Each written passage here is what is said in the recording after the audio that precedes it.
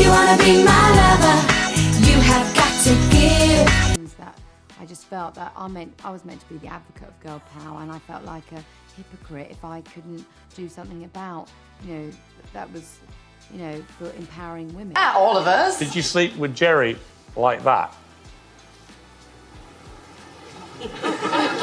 Yes. Really? She's gonna hate me for this. The Spice Girls weren't just pop stars, they were a whole movement. Girl power, platforms, drama, domination.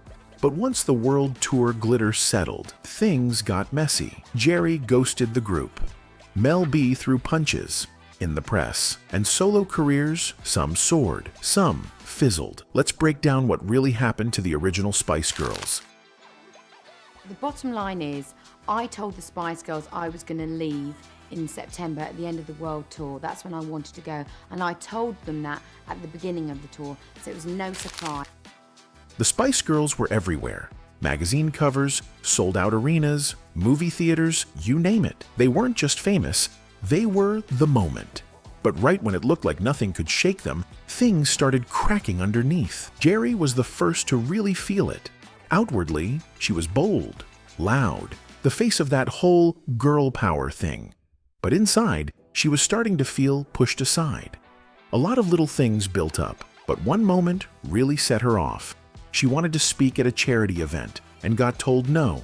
For someone who helped carry the group's message, being shut out like that hit a nerve. Add on the non-stop schedule, behind-the-scenes drama, and feeling like she was no longer being heard. It all caught up. She began missing shows, disappeared from big appearances. Whispers turned into full-on speculation. Meanwhile, the others were scrambling to keep it together. Mel B took it the hardest. They'd all fought and clashed before. What group doesn't? But this felt different. It felt personal. Then, just like that, Geri bounced. No heads up, no real goodbye. A bland press statement went out, and that was it. To make it worse, the day she left just happened to be Mel B's birthday. Talk about timing.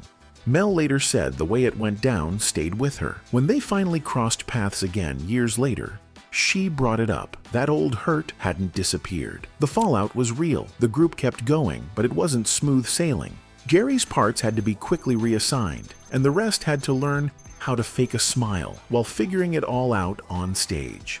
Things got dropped. Projects that were in the pipeline, scrapped. A live album? Gone. Some kind of animated movie? Poof. Even the label took a hit. There's lots of reasons why I left the Spice Girls. That is the reason. The breast cancer thing is why I left on that day. That I just felt that I was meant to be the advocate of girl power, and I felt like a hypocrite if I couldn't do something about, that was, for empowering women. But they pushed out one more single before the year was up. It soared, obviously. The fans stayed loyal. People said it felt like a goodbye song, and in a way, it was. That version of the Spice Girls, it wasn't coming back. Years later, Geri got on stage during one of the reunion shows and said sorry. It felt like a full-circle moment, but in interviews after, she brushed it off like it was just a crowd-pleasing moment, not something she really meant. That everything's healed image didn't last long anyway. Because then came that interview. Mel B casually dropped the bomb that she and Geri had hooked up back in the day. Geri denied it fast, called it hurtful, said it caused problems at home. All of us. Did you sleep with Geri like that? Yes. Really? She's gonna hate me for. Backstage, tense. Mel later admitted things got weird again. You could feel the shift. Looking back, Geri wasn't just tired of the spotlight. She was struggling bad. Everything they were juggling, fame, pressure, the need to always be on. It got too heavy. Walking away wasn't just quitting. It was a lifeline. The others went solo. Mel C went straight into music. Victoria swerved into fashion. But that original spark, it never came back the same way. They tried a few reunions, gave fans some nostalgia, but it wasn't about building something new. It was about reminding everyone what once was. Still, no one can touch what they pulled off. The drama, the ego clashes, the chaos, it made them real. And somehow, all that mess only made their story stick harder. Okay, let's talk about Mel B. Your love has made a deep impact. I know it might sound whack. After the Spice Girls took over the world, Mel B jumped into her solo era full force, dropping a debut project that had some heat behind it, especially with that Missy Elliott collab. The song slapped in the UK and gave everyone a taste of what solo Mel could do. But the album overall? It didn't exactly take off the way people hoped. Some tracks were cute, some had a moment, but it just didn't click the way it needed to. Mel didn't waste time sulking, though. She switched lanes and started popping up all over TV. Talent shows loved her. Whether she was judging acts or just being her loud, unfiltered self, people tuned in. She brought chaos in the best way. She even did a reality show that gave everyone a front row seat to her life.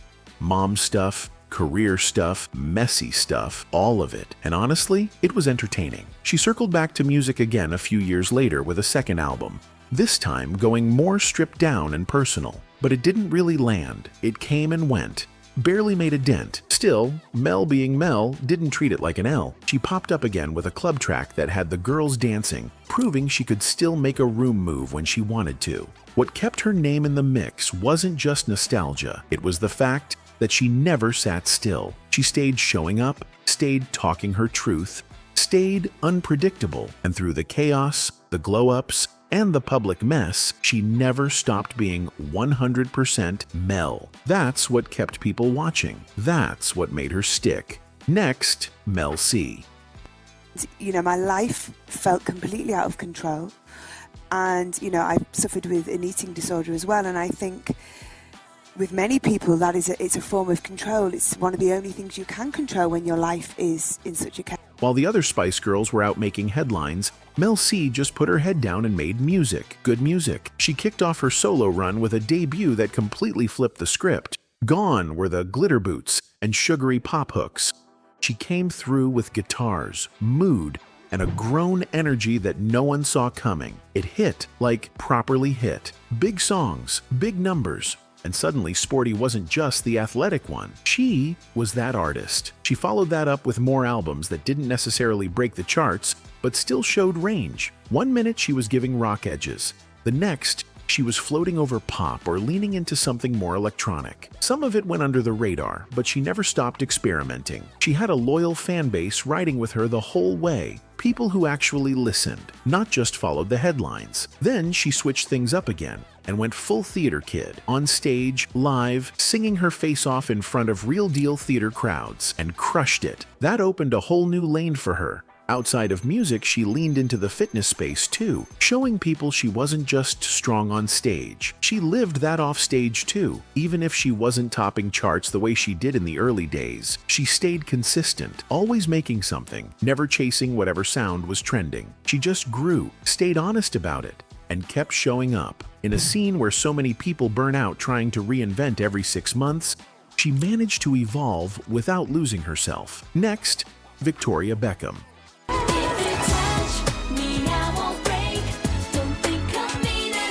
After the Spice Girls, Victoria gave the solo music thing a real shot. Big promo, big expectations, big name. Her debut dropped with all eyes on it, especially since she was already half of a football fashion mega couple. One of the singles did all right, but the album, not so much. People weren't exactly replaying it, but instead of clinging to something that clearly wasn't clicking, she switched lanes, and fast. Music wasn't loving her back, but fashion, that's where she was always meant to be. At first, no one really took her seriously. Everyone just assumed it was another celeb tossing their name on a label. But then the collections dropped, and it shut people up. The clothes weren't just good. They were sharp, clean, and actually cool. It didn't take long before the fashion world had to give her real credit. She didn't coast on her name either. She showed up, did the work, ran the business, and kept the brand tight. What started as a sleek little line grew into a whole setup. Bags, sunglasses, perfume.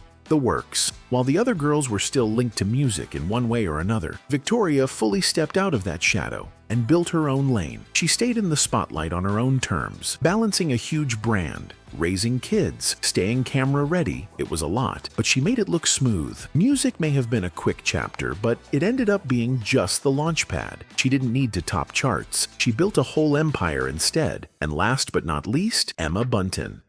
What took you so long? What took you all night? What took you Emma Bunton didn't come out of the Spice Girls trying to shock the world or flip her whole image. She just slid into solo mode, doing what she'd always done best: soft, feel-good pop that made you want to smile. Her first album came with that sugary sweetness fans already loved, and the lead single, a total hit. Baby Spice wasn't trying to be edgy or reinvent anything. She leaned into the retro charm, added a little 60s flair, and kept it cute. It worked. Then came the next project. And honestly, that might have been her best work. The whole thing felt grown but still fun, vintage but fresh. People loved it, critics were on board, fans in the UK were all in. But even with the glow-up, it started becoming clear that solo stardom wasn't gonna be the same kind of sprint it was in the Spice days. The buzz slowed, the hits got quieter, but she didn't lose her footing. She just kept doing her own thing, and that old-school sound stayed her safe space. As the music started to take a back seat, she eased into TV and radio like it was second nature. Hosted shows, did the dancing competition circuit, turned into one of those chill celeb voices people felt comfortable hearing. She didn't chase headlines or force a comeback. She just kept showing up, steady and unproblematic. Anytime the Spice Girls popped back up for a tour or reunion moment, she was always there. Still Baby Spice, still glowing, still giving the same warmth that made everyone fall for her in the first place. While everyone else zigzagged through reinventions, Emma stayed soft, stayed sweet, and somehow made it all look easy.